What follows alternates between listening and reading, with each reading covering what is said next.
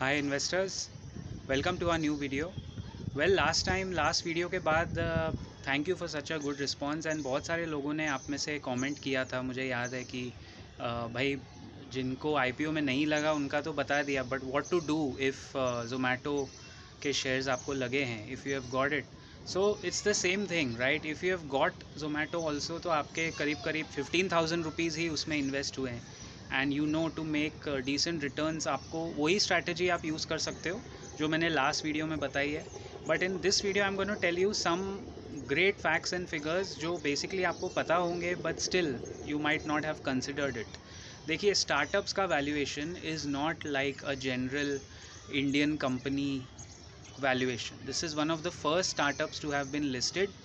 अगर आप, और मैं एक्सपेक्ट भी नहीं करता कि कोई retail investor would know what is a startup journey, उसमें पहले लॉसेस क्यों होते हैं।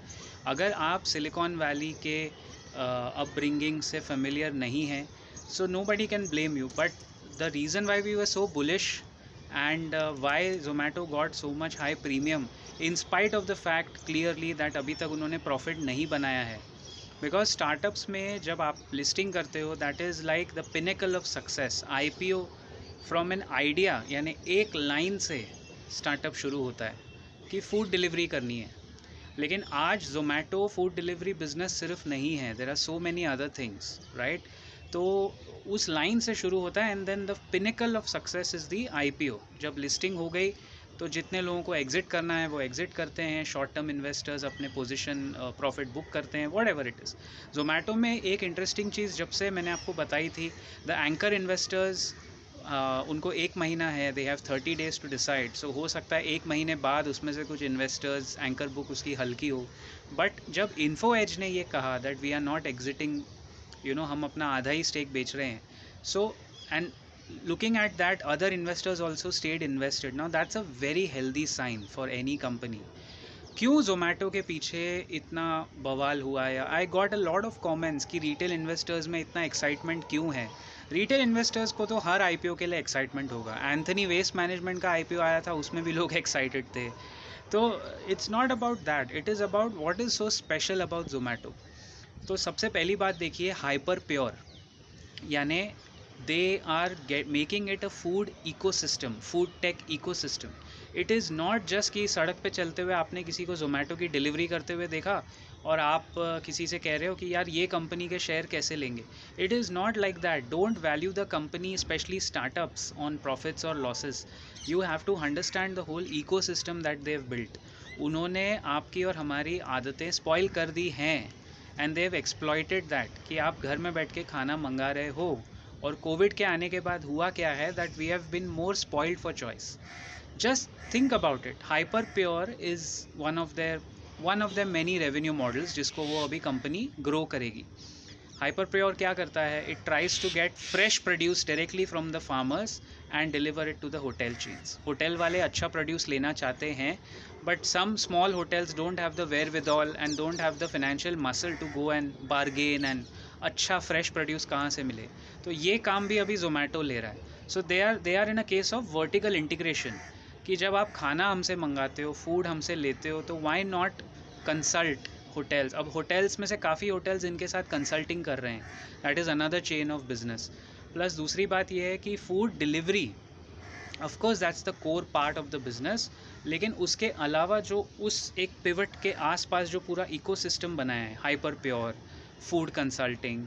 लास्ट वीडियो में मैंने आपको बताया था, लास्ट टू लास्ट जो ज़ोमैटो के आईपीओ के दौरान हमने डाला था, when the IPO had opened, की करीब करीब 14 या 15 कंपनीज़ ज़ोमैटो ने अक्वायर की है, स्टार्टअप्स, स्मॉल स्टार्टअप्स, जिसमें से ये आपकी ऊबर ईट्स भी है, that is also in the Zomato portfolio, you know.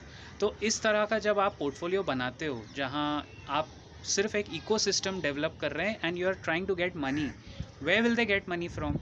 Guys, सारे कस्टमर्स का डेटाबेस है उनके पास। ज़ोमैटो को पता है कि इस वक्त दिल्ली में या मुंबई में या बेंगलोर में कौन सी जगह पे कौन से फूड आइटम की डिमांड सबसे ज़्यादा है, शाम के 6 बजे या सुबह के 9 बजे या रात के 10 बजे। They can tell you with pinpoint accuracy, and that is the beauty of this business. It is not food delivery, again it is the tech, it is the enabled technology, जो इस business का सबसे बेहतरीन part है, जो बहुत सारे valuation gurus भी मिस कर गए। And I am not surprise, जैसा मैंने कहा कि देखिए स्टार्टअप के वर्ल्ड में हर कोई वाकिफ नहीं होता है। I don't expect people to understand startups.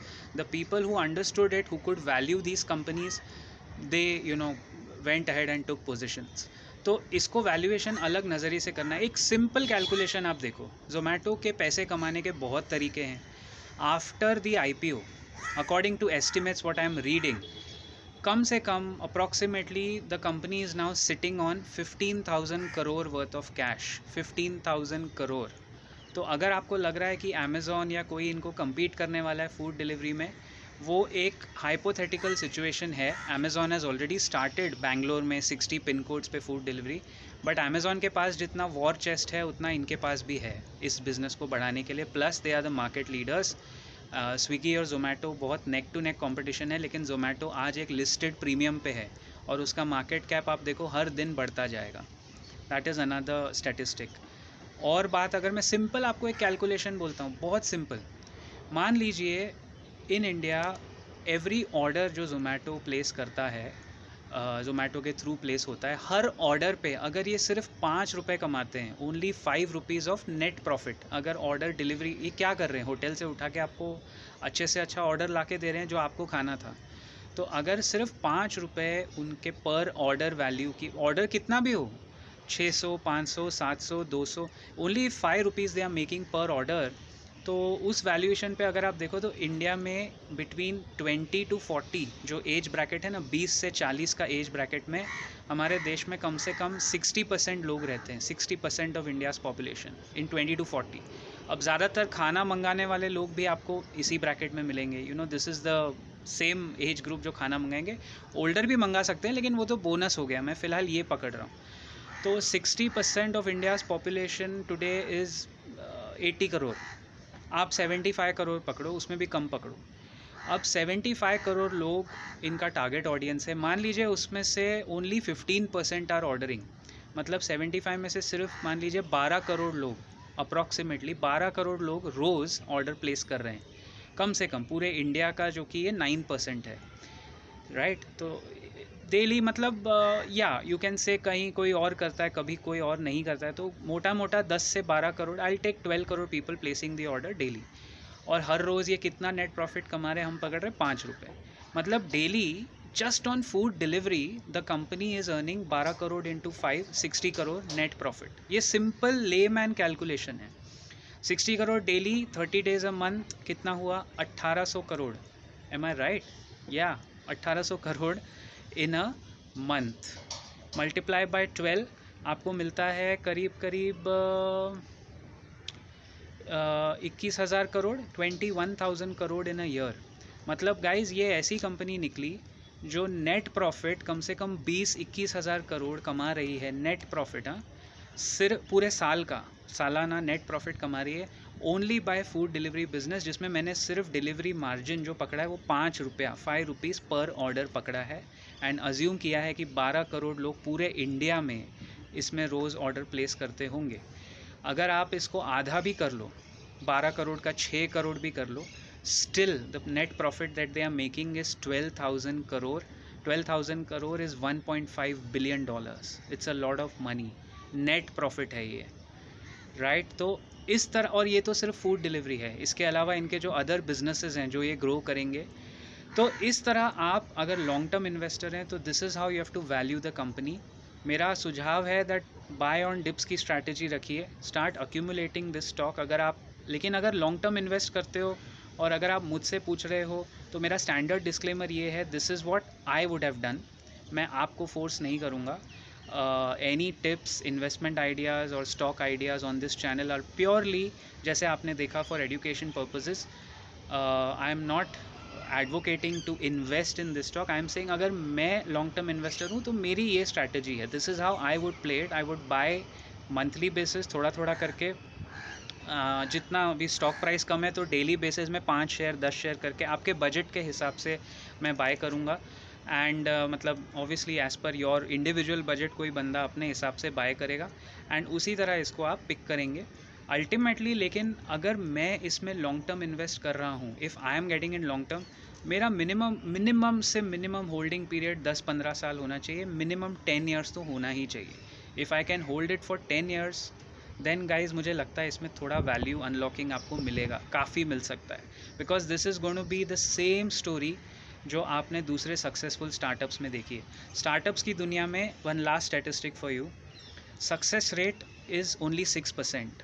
93 to 94% startups दुनिया भर में, इवन इन इंडिया, फेल हो जाते हैं।